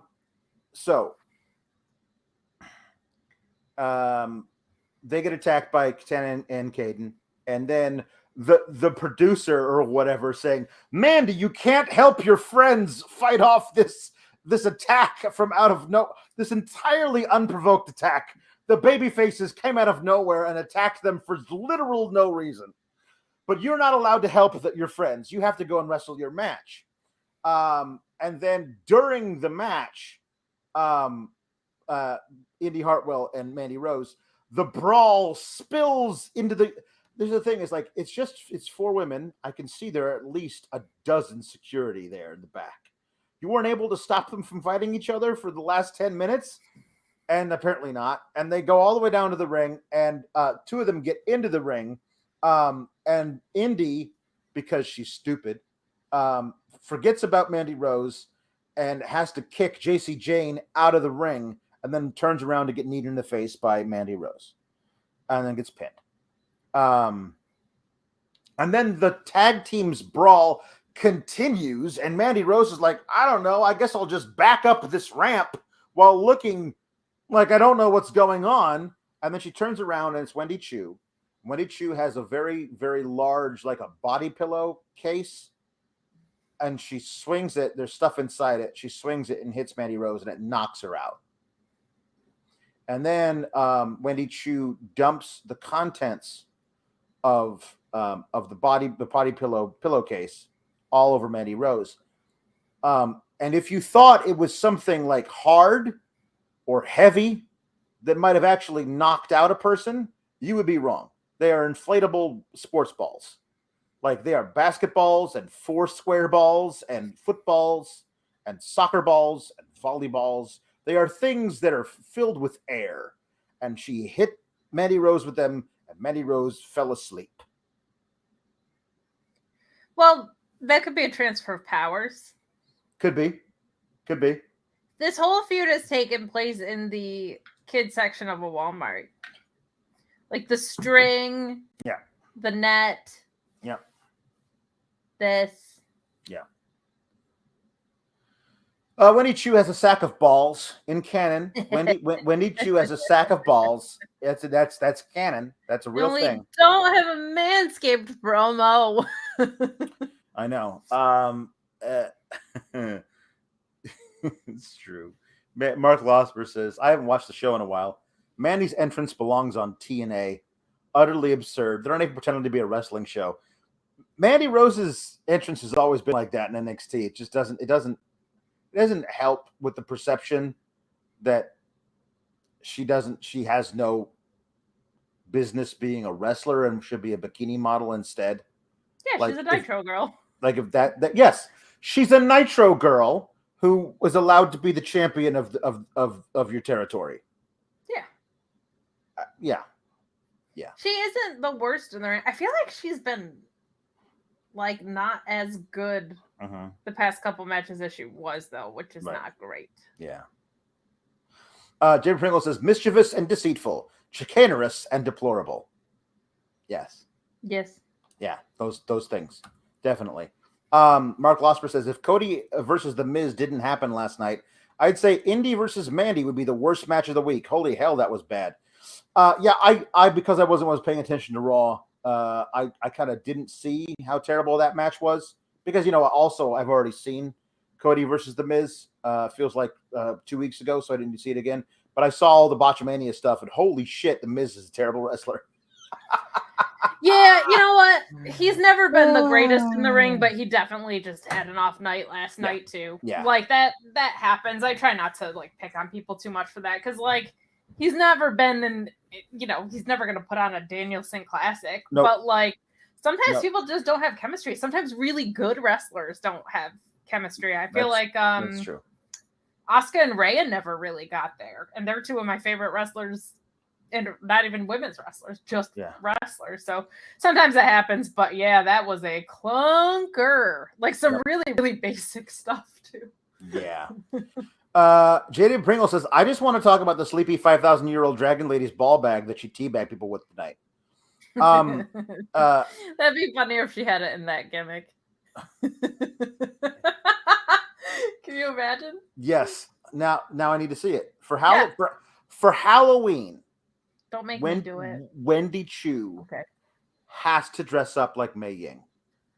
And not acknowledge it at all. No, but she should come out like as the Mei Ying character and like scare somebody, and then she'll like brush her hair up out of her face and go, "Hey guys, it's me, it's Mandy. This is my costume. Do you like it? I'm a 5,000-year-old dragon lady." And then she'll like blow smoke in somebody's face. That would be so good, and they're never gonna do it. They could go to the gimmick graveyard and just all pick up old gimmicks. That would be so much fun. But instead, what they'll do is have a no DQ match and put Candy on the announce table. Yeah. Yeah, that's true. So then later, Katana and Kaden challenged the toxic tag team. The Copa Katana. Yes. It's good. It's good. I like that. And then Wendy Chu comes out and challenges Mandy Rose.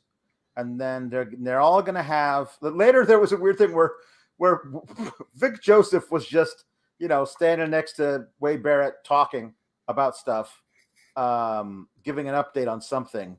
And then we just hear over the speakers, we hear Mandy Rose going, "Hey, Vic Joseph, shut up. Shut your string bean ass up. I got something to say." And this is weird. And so they accept the challenges for In Your Cockhouse. And then but they want to have a sit down next week to address all the bullshit. It's rock out with your cockhouse. Yeah.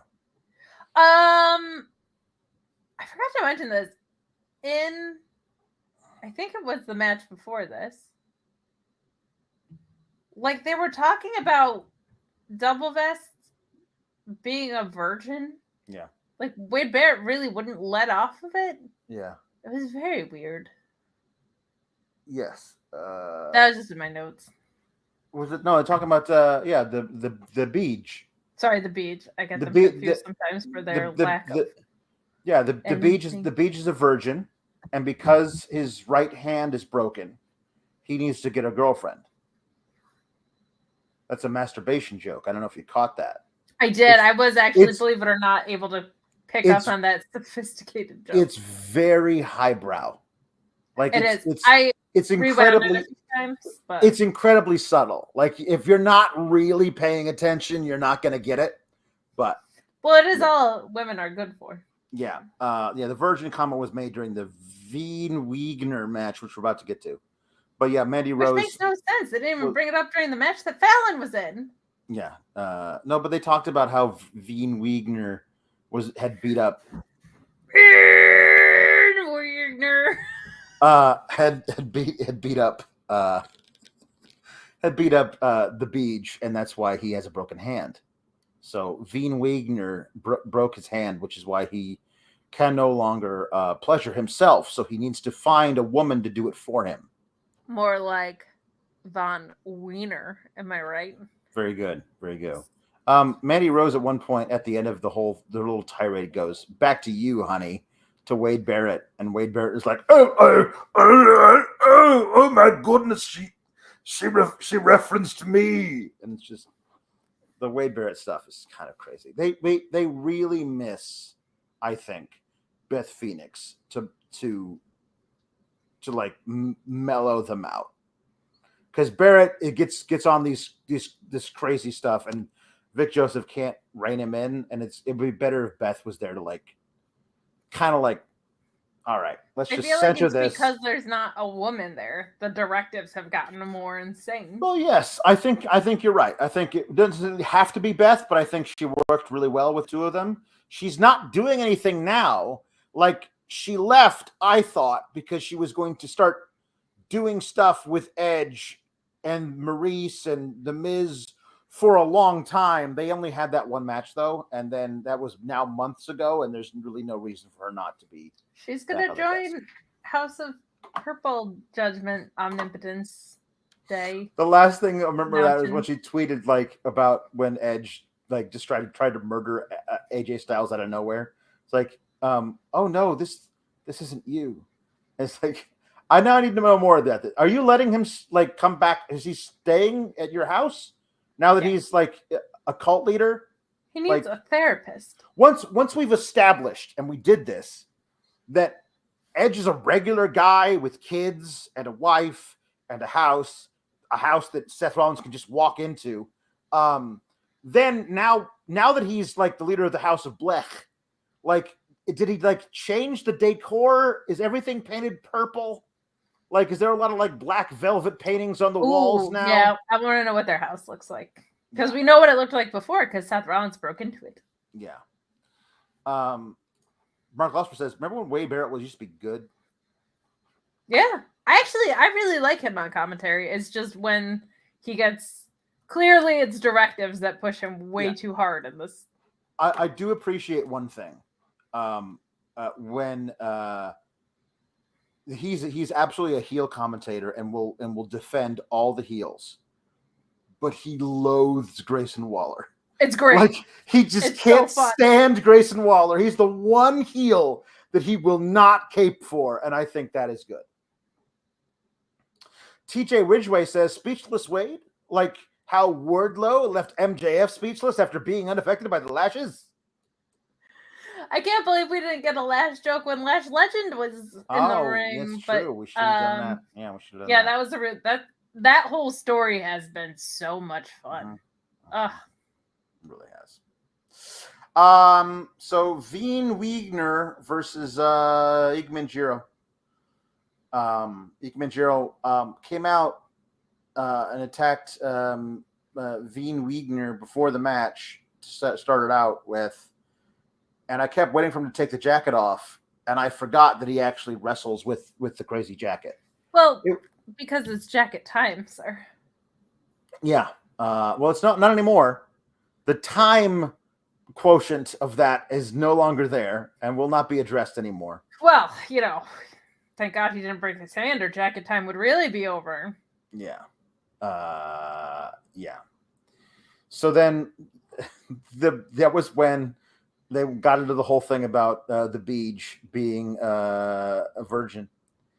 And Jake Salazar says, thank God I'm ambidextrous.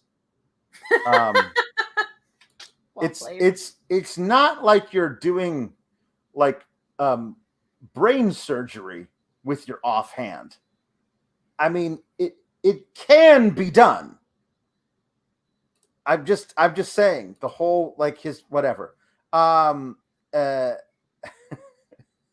J. David Pringle says Edge's house is a Prince/emo aesthetic.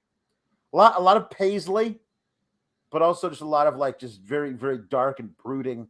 Like all the lights, all the lamps have like very dark lampshades like hanging over them, but a beadwork. I think it's like when friends of theirs come over the first time, they're like, oh no, are we swingers? Because we came here for board games. And now this feels like a sex dungeon. But then they're not. They just have this weird aesthetic. Where it was like, I don't know if they're incredibly like, is this a sex dungeon? Or do they go to Spencer's and just go way too hard on stuff? Mm-hmm. I love the idea of board games with House of Blech. Yeah. That'd be fun. Oh, you'd like to think it was Colonel Mustard in the conservatory with the candlestick. You'd Isn't like this to whole thing a game of life? But that's good.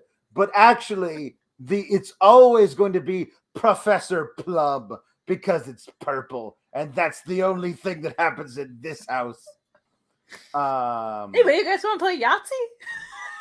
Jake Salazar said they used to me to write their jokes. It's true. They need someone to write jokes. JB Pringle says the time went back to Morris Day. Morris Day in the time. Oh. Jungle Love. So Graham B says, hits blunt. Von Wagner as Horsesaurus. So Von Wagner as not on my screen ever again. mm-hmm. That's good. Valab says, these jokes need me to write their WWE.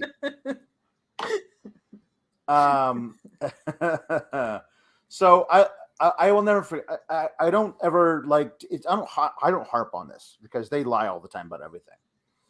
But I will never forget that there was early in NXT 2.0, back when Von Wagner was a face. They had a little pre-recorded promo vignette thing of him hitting a big tire with a sledgehammer. He says, I'm 6'5", 255 pounds. I'm a big guy, blah, blah, blah, blah, blah. And then later that same night, they were like, 6'7", 290 pounds. I was like, you just had the guy earlier tonight tell you what his shoot height and weight are. And you had to add a couple inches and like 50 pounds to it. Don't do that. And then tonight did the same thing. They were like, he's one of the mammoth man, 280 pounds. It's not, he's 255. Sometimes they go to the chiropractor and you grow a little bit because you had the adjustments. You stand a little bit taller. Don't even get me started with the chiropractor. I know you don't. It's all they're all a bunch of crackpots. They're all a bunch of crackpots. I just think you went to that one off of Groupon and it did not work all well. Twist this, adjust that, crackety crickety crack, $500. What are you talking about? What do you do? Chiropractor, are you going to that? It's $500. Listen, whatever it is. I think you bought one of those Groupons and you went to a hack. That's what I think happened.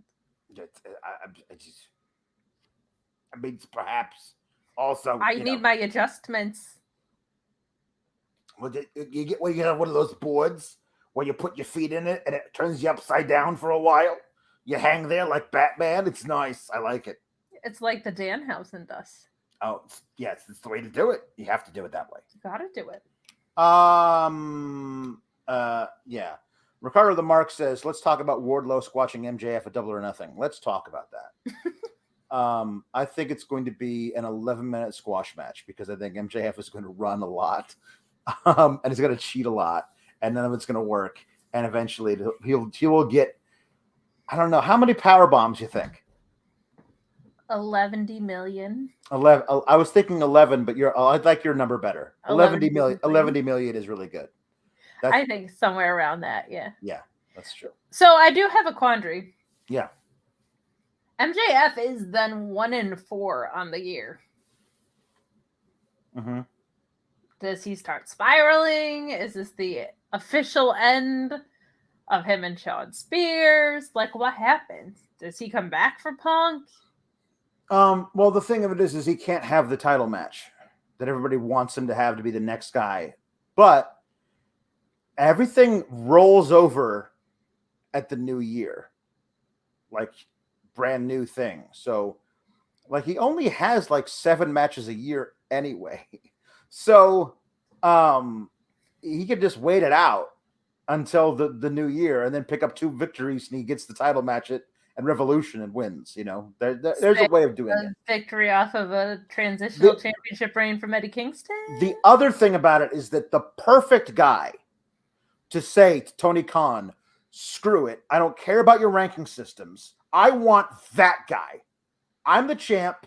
I pick my opponent. I want to beat the hell out of that little twerp because he's talking shit about me. And Tony Khan being like, but that's not how we do things here. It's how I do it. I'm the champ. Book the match. Tony Khan says, okay, fine. And that's how MJF gets his title match versus Eddie Kingston. And he blatantly cheats and he becomes champion.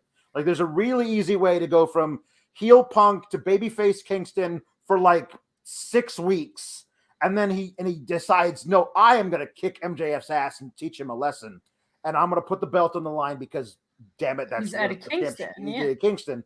And that's why he loses MJF. And MJF could very well become champ being like 1-5 on the year. That could be really fun. Could be. You know, NXT's not so bad when we talk about AEW. It is pretty good. It is pretty good. We're reviewing the show, though. We are. Slightly. This Von Wagner match was not good. No, it's terrible. And all of his matches are the same, and they're not good. And then Robert Stone and him have a thing backstage because what's his face? Double Vest comes out to run off Wagner, and then Robert Stone is like, "Oh, he's much bigger than Ika Manjiro. How are we going to deal with him?" And then whatever her name is, Sophia Cromwell. She stands there and is a terrible actress about how Von Wagner can handle anything that comes his way. And Robert Stone, who has been having an absolute conniption about how Von Wagner cannot handle anything that comes his way. Sophia Cromwell says he can and then walks away and she goes, "You know what? She's right." Good to see a man of his convictions, Robert Stone. So, yeah. Yeah, Robert Stone's out for me. Jake Salazar says that pay-per-view has to be in the Long Island area. No, it absolutely cannot be. No. MJF has to get booed when he wins the title. Yeah. He can. I think the Dynamite after he wins the title should be in Long Island because that would be great. Yeah, but people are gonna as a conquering hero. Oh yeah. They're gonna just collapse. We got a barbershop with Hayes and Trick Williams, but Hayes doesn't have the title anymore, so that's weird. But then Cameron Grimes comes in to sit across from him at the barbershop, and everyone's like, "What is this guy doing in our barbershop?" Which is kind of funny. Hey y'all, it's me, Cameron Grimes. Can I get a trim? And my beard's a little stretchy. But he says there's a new guy, Nathan Frazier. Some people say he's even faster than you, but I'm going to fight him next week to prove that I can handle anything before our match in your cockhouse. And Nathan Frazier versus Cameron Grimes is going to be great next week. And that's it. That's all this segment was. Yep. Jake Salazar says, honestly, if I'm TK, I'm paying MJF what he wants. Yep. I mean, it needs to be, I'm going to increase your pay for the next 3 to 5 years. Right. I'm going to make you one of the highest paid guys we got on in the company, but you're also signing an extension. Correct. That's how contracts work. Correct. I'm not giving you a raise, but then you can leave in a year. And I'm sure he's extremely smart and has an agent. Yeah. So. Yes. So throughout the night, Bron Breakker has been finding things planted by Gacy and his cronies. There was a Polaroid taped to his locker that they never showed close up, but appeared to be a bunch of small children laying in a bed with Rick Steiner. How we're going to take a nap with Daddy. It'll be cute. Get a picture. That. This picture is 20 years old. And then later he's having an interview. And up on the big screen next to him is a picture of a high school football game. There's a little arrow over the guy about to catch the kickoff. And then he runs it back. He's like, "That's me returning a kickoff 95 yards in high school. I remember my dad told me he was going to be at that game, but he couldn't because he was in Japan. Anyway, bye." I was like, "Oh, he's got daddy issues. Okay, this is a weird thing." Also, when he looks over and sees the film of himself in high school, he goes, "That's me in high school." He doesn't go, What the fuck? He doesn't do any of that, because that would be my first thing. If a home video, if a video of me doing anything in high school showed up on a TV at my work right now, I'd be a little weirded out by it. He's like, "Oh, that's weird." But he doesn't do anything. Did you see the way that he was watching the TV? Yeah. Look, I know it's developmental, but that's not how wrestlers watch TV. They watch it like this. That's true. That's true. Not like this. You're making a very good point. You're making a very good point. Thank you. So then Duke Hudson shows up in the locker room and says, "Hey, you know that wasn't me, right? I had nothing to do with this. I don't know about all this Gacy crap. But but you also know that I'm ready for tonight, right? We're gonna have this match. I'm ready for you. It's like, and then Braun Breaker's like, well, okay, fine. See you out there. I'm like, I don't give a shit if you got daddy issues. And they're like, like, Gacy was right about you. You are predictable. And then and that's it. So then Breaker and Hudson have their match, and then the two druids in red are out there, and Gacy's out there. It's a GYV. It is GYV. You can tell it's GYV. It's absolutely GYV. I'm glad you figured it out super early because I can emotionally prepare for it. It's one of those. It's just how my psychosis works. I know. I see you every week. I see these two guys, and I'm like, these have to be real, like regular people. These have to be like people like we know. Yeah. These are not jobbers. These are these two. That's it. Our fellas, we already know. know. I gotta find out who they are, and so I'm just like, yeah. And you're like, hey, where's GYB been?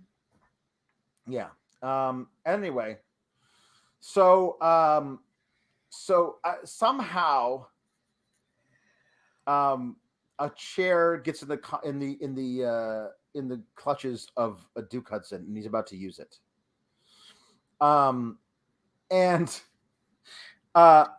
Bron Breakker takes it from him, and then kicks the druids out of the match, and then Joe Gacy gets up on the ring, and he swings the chair at Joe Gacy, and then Duke Hudson comes and like grabs him by the shoulder and spins him around, and Bron Breakker hits him with a chair. And he's disqualified. And I was like, this is bad. Why are we doing disqualification finishes in the main events of shows? And then I realized, because everybody told me on Twitter, oh, no, it makes perfect sense, because if Bron Breakker gets disqualified in the match in your house cock, then he loses the title. And I'm like, oh, okay, well then it makes sense, and it's also bad. Like it can make sense and be bad. Yeah. Yeah, that's just a dumb stipulation for someone to agree to. Yep. Because like there's no need for him to agree to this match in the first place. Never mind with this stipulation. Yeah. So not great. Duke Hudson is the first guy to make Bron Breakker look small. I'll say that. I was like, oh, he's got a good couple inches on him. Yeah. And the match was all right until then. Yep. But it's just so, when you watch as much WWE programming as you especially and I do, we just see these DQs constantly. And so it's just, even the ones that make sense, which this one kind of did, it's like, I literally saw this yesterday, though. Like, I saw at least once yesterday. I think twice, right? Yeah. Like, who would have known that Seth was coming down with the chair for Cody? Who would have thought Gacy, who was haunting him all night, would have tried to get, like... It's all according to Joe Gacy's plan. Luis Polito says that if GYV are not revealed next week, I'm afraid bootleg Joe Pearl will be the next NXT champ. Do you know how far you've fallen when you're like Diet Joel Pearl? No, well, he's also Diet Wyatt. Remember, Mark Quill says the Diet Wyatt is going to say he has the entire globe in his palm. He's got the entire globe in his palm. Accompany yourself with the flock of birds. See, I don't really feel like he is, because I don't feel like Joe Gacy is like supernatural. He's just weird, right? Where I feel like he's gonna take over the world, Kate. Remember, he's gonna take over. But like, the world. Isn't he more delusional madman than supernatural? I suppose, but then again, you have to remember the original Bray Wyatt was not supernatural. He was just a swamp Billy cult leader. Yeah, you know, like that version of Bray Wyatt. Yeah. But anyway, Diet Wyatt just make me think of Quiet Riot. JW Come on, feel the noise. Girls, rock your boys. boys. We'll get wild, wild, wild. Why?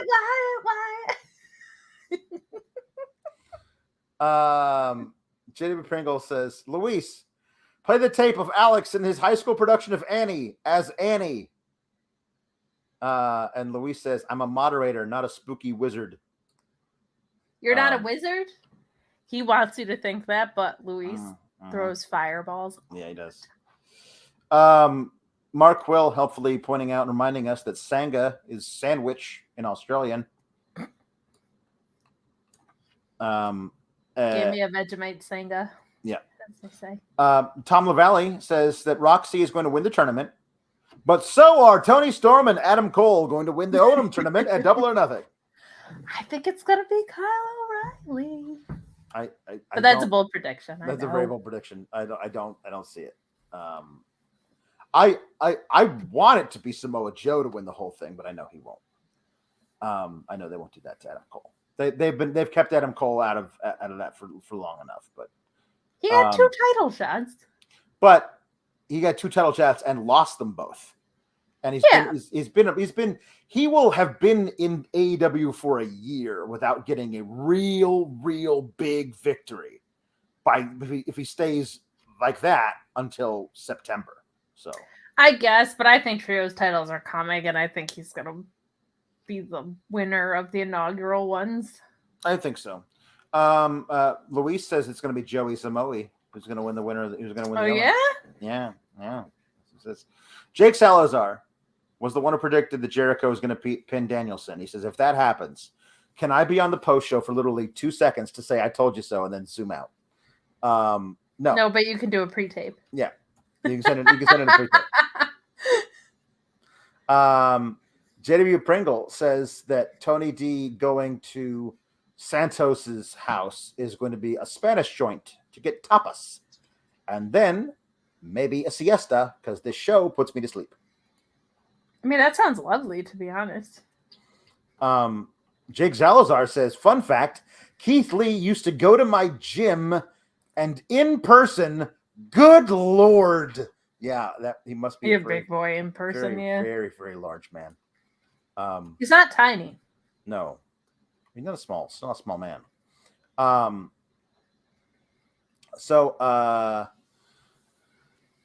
my God. We got more of the Kalex, JW Pringle, vacay, and Paul Elizabeth stuff. So Paul Elizabeth says hugs to all because your dad is awesome. And then JW Pringle says he's going to on vacation to Seaside, Florida, where they filmed the exteriors of the Truman Show. There you go. Where we talked about the Truman Show briefly. Yeah. Get the flick out of here. That's right. We did. We're going to record an episode of that. Oh my God, more horny porn bots. Whoever wanted to click the link, here's your big chance.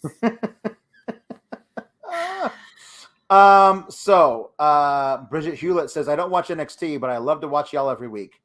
That is our biggest demographic. People who don't watch NXT, but watch us. And I honestly I would feel say like it. The biggest compliment. Yes, it really is. Mark Quill says, you know who never has bad phone calls? JW Pringle, the Council of Marks, and the entire Elizabeth Kate Fade clan. It's true. It's true. R26 says, didn't watch NXT because between what happened today, plus yesterday being the anniversary of Owen and Hannah Kimura's passing, so I wanted to tell people you love them and be kind to one another. Very, very good advice. 100% that, and just remember, you never need a reason to not watch NXT. No, it's true. Graham B says, come for NXT, stay for spontaneous quiet riot. Stay to get wild.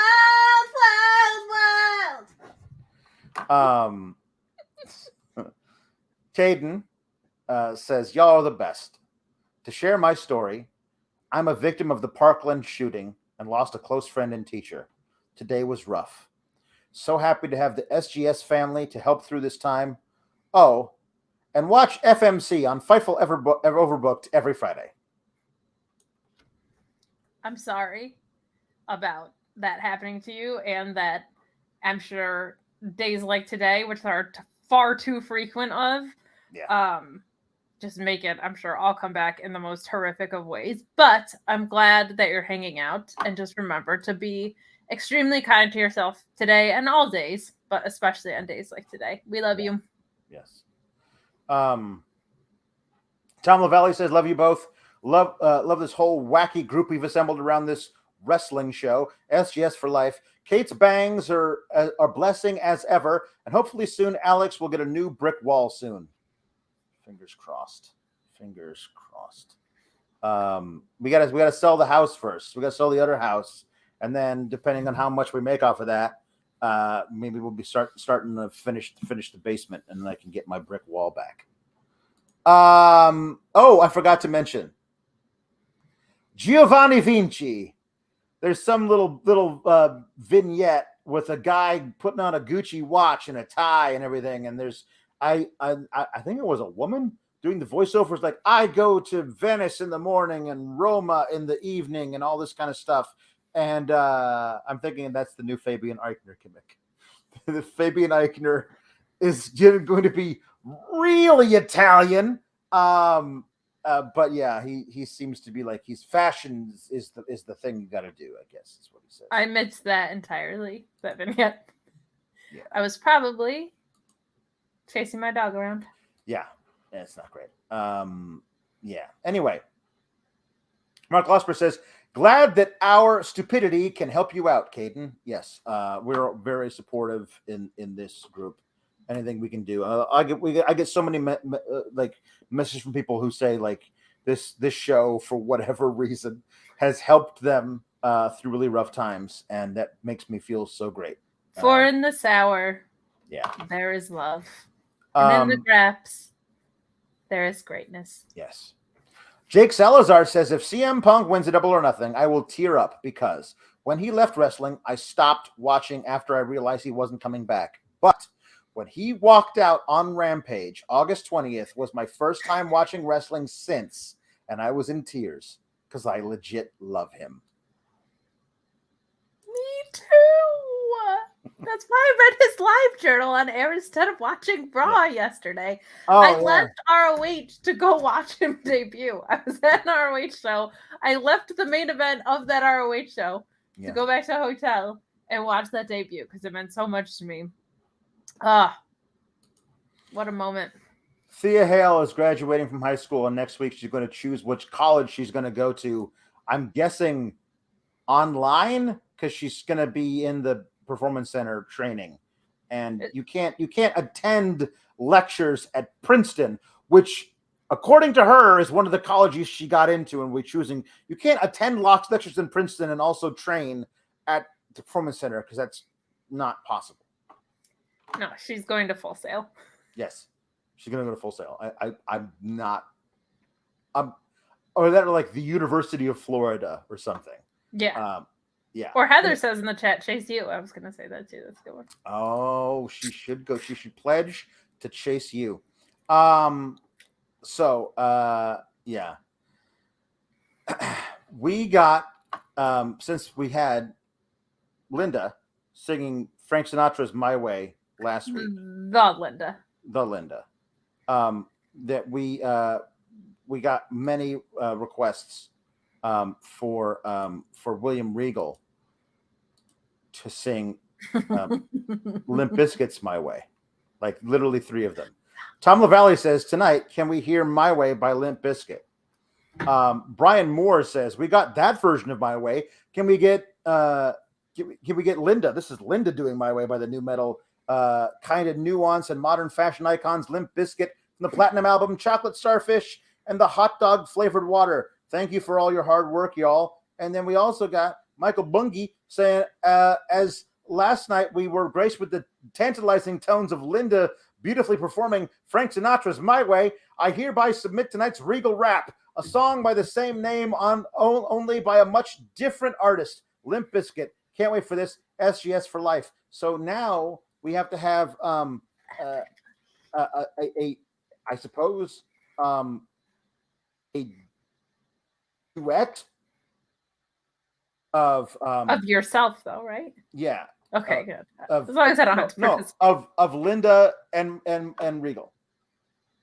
Yeah, as long as I'm not involved. Right, you're gonna be involved. Yes. Okay, here we go.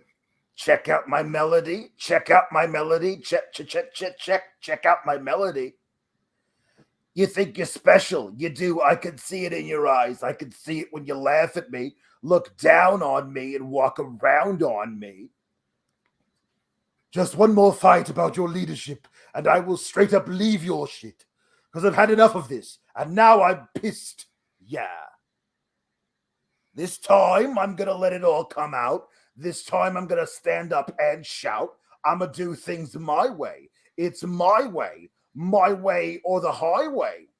This time, I'm going to let it all come out. I'm going to stand up and shout. I'm going to do things my way. It's my way or the highway, sunshine. Check it out. Check my melody. Check out my melody. Just one more fight about a lot of things, and I will give up everything to be on my own again. Free again. Yeah. This time, I'm going to let it all come out. I'm going to stand up and shout. I'm going to do things my way. It's my way or the highway. This time, I'm going to let it all come out. I'm going to stand up and shout and do my way or the highway. Blood and guts. It was the sunshine for me. There you go. Also, somebody was like, hey guys, right before the rap started in the chat. So I really hope they clicked on just as you were doing My Way by Limp Bizkit as both Linda and William Regal. And I really hope it was their first time tuning in ever. Yeah. So we got one from Heather. Hold on. Okay. We're going from Heather. And it says, Kate, the bands look fantastic. And I can't wait for more live journal readings. Alex, can we get Linda singing Dip It Low by Christina Milian? It's been stuck in my head and I feel like she'd nail it. Let's try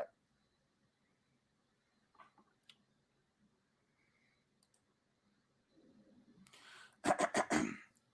Says he wants you. He says he needs you. It's real talk. Then why not make him wait for you? If he really wants you, if he really needs you, really gotta have you. Take your time and feel him out. When he's a good boy, I mean a really, really good boy, why not let him lay with you? That's when you give it to him good. Dip it low, pick it up slow, roll it all around, poke it out, let your back roll, pop, pop, pop that thing. I'm going to show you how to make your man say, oh. Dip it low, dip it slow, and, all that thing. Do all the things. It's such a weird song about cake pops. It really is. I mean, I understand the roll it around. He's got to roll it in the dough and things like that, and you poke it out and let your back roll. I don't really know what that's all about, but I don't know. I don't know all the fads. So it's so bad. The Linda, you're so bad. It's true. I am. Hold on. Okay. No, that's right. Okay. Now Tony D is going to do I Wish by Skilo. Hey, I wish it was a little bit taller. I wish it was a baller. I wish I had a girl that looked good. I would call her. I wish I had a rabbit in a hat with a bat and a 6'4" Impala. I wish I was like 6'9" so I can get with Leoshi because she don't know me, but yo, she really fine. I see her all the time everywhere I go. Even my dreams, I can scheme a way to make her mine because I know she's living fat. Her boyfriend's tall and he plays ball, so how am I going to compete with that? Because when it comes to playing basketball, I'm always last to be picked, and in some cases, never picked at all. So I just lean up on the wall or sit up in the bleachers with the rest of the girls who came to watch their men ball. Dang, yo, I never understood. Why do all the jocks get the fly girls, and I get the hood rats? I get them, tell them scat, skittle, skabobble. I got hit with a bottle, and I've been in the hospital for talking that mess. I wish I was a little bit taller. I wish I was a baller. I wish I had a girl that looked good. I would call her. I wish I had a rabbit in a hat with a bat and 6'4" Impala. Hey, you got to go. That was requested. Hold on. I didn't see who. I wasn't able to say who was that requested by. Can I get that back, Luis? Paul Wright says, LMAO, this sounds like a Tony D promo. It actually does. Yeah. He would sing that. Petey Poppins. Hold on. JW Pringle was the one who requested that. Oh, JW Pringle. So the final chat for the evening from Mark Quill says, no matter how much NXT stinks, it's always made better with you wonderful people. Who needs to watch NXT when we've got Alex and Kate? Much love to you all tonight, especially after today. Tell your loved ones that you love them. Hug your kids. It's almost summer vacation, so they get to be home soon, and they don't get to go to a place where they might be killed in the middle of the day for no fucking reason. If you have a teacher in your life that you know, call them, tell them how much they are appreciated. They lay their lives on the line every day to teach our kids. And in this fucking country, that is not appreciated, and B, getting harder and harder to do with any degree of telling the truth without being in danger of losing your job. So if you have a teacher in your life, call them and tell them that you love them and that they're doing the Lord's work. Look, at least they make like $12 a year, though. It's true. It's true. That's enough. That's enough for them. Just if you're a religious person, thank whatever God you pray to that you get to wake up every morning, and that stuff like this hasn't happened to you. And if you're not, I mean, still a day above ground. Still, every day is the day you wake up is a day that you're not underneath it. That's all I got to say about that. Kate, we are going to record an episode of Get the Flick Out of Here right after this, where we talk about the History Channel show Ancient Aliens, where aliens are responsible for literally everything. It's crazy. It should be a lot of fun. It makes this show look normal. It's bonkers. Yes, it's going to be up on Thursday, so look for that. You and I are going to be back talking about Double or Nothing on Sunday night. Mm-hmm. That should be a lot of fun. There'll be a Fightful Select Sour Graps show post SmackDown as well. You'll do the regular YouTube show post SmackDown. I'm on the main, and I don't think I'm not gonna make you come to that thing. We'll see what happens. Yeah, if there's something to rant about, I'll pop on. Oh, there's always something to rant about, Kate. I'm also on the Mark Order Pod Wednesdays. That's true. At Mark Order Pod on Twitter. We talk all things All Elite, and I'll be returning to Excite Commentary in Binghamton, New York on June 5th. So you can catch me at those places. Yes. And you can follow me on the Twitter at Alex Sourgraps. Easy. Our most efficient episode. We finished early, and we talked about mostly AEW, and we reviewed NXT, and you rapped in like 8 different voices. So it's true. It's true. We crushed it today. But I do it for the people because I love you all. Hell yeah. Keep cool, Gabagools.